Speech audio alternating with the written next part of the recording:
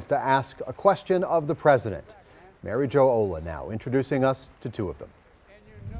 There were mixed reactions from guests who attended the president's town hall in Milwaukee. Here's what some of them had to say the day after. There's frustration in that the federal government is not taking any control over the process and that the state is not doing anything about the problems that exist with how to handle the extra vaccine. We first met Gary Engelbrecht in January when she was frustrated that leftover COVID-19 vaccines were going to people who aren't eligible instead of those who are immunocompromised, like her son.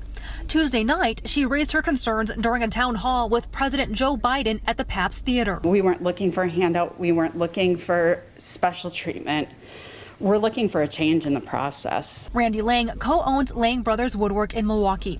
He asked about the potential negative effects raising minimum wage will have on small businesses and instilling confidence in business owners. I respect his response. I understand his response. I just think that he's got to be aware that there may be consequences with his decisions. But how do they think Biden did overall? I thought the president was on pace with questions and so forth, and I'm hoping he'll bring the country together. It was nice to hear somebody who wasn't going to just say yes to everything, could stand hard against some things and drew a line there.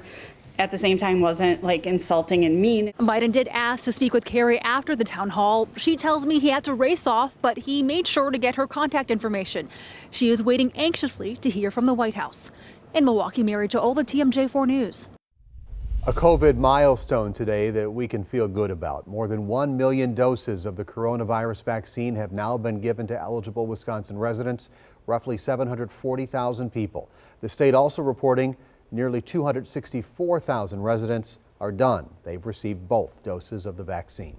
Right now at 5, police in Port Washington investigating the sexual assault of an underage girl. This happened about 2 weeks ago. Police tell us it was not reported to them until Monday.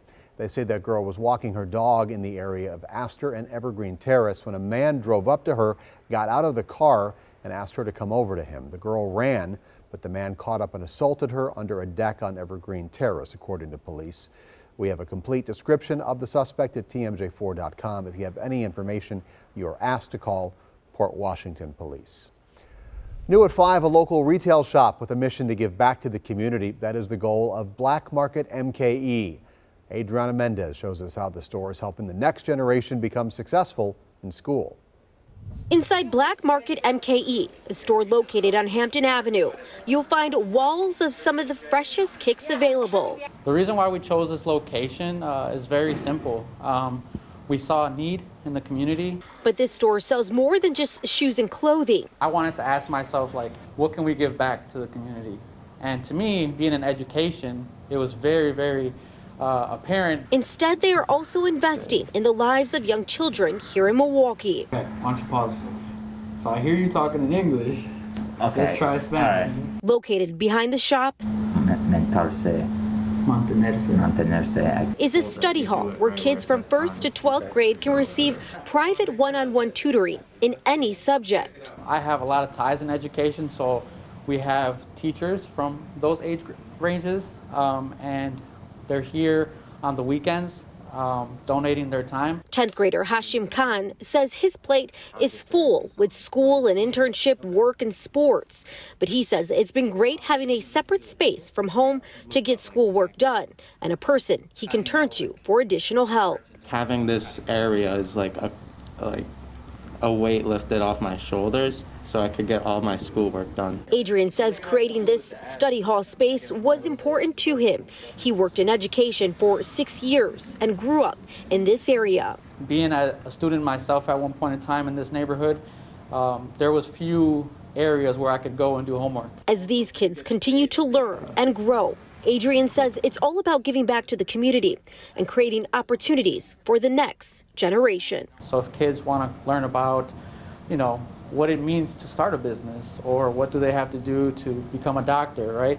Those things might come simple to those that have those opportunities. But as we all know, not everyone has those opportunities. So we provide the opportunity for local professionals to come in and give those workshops to kids.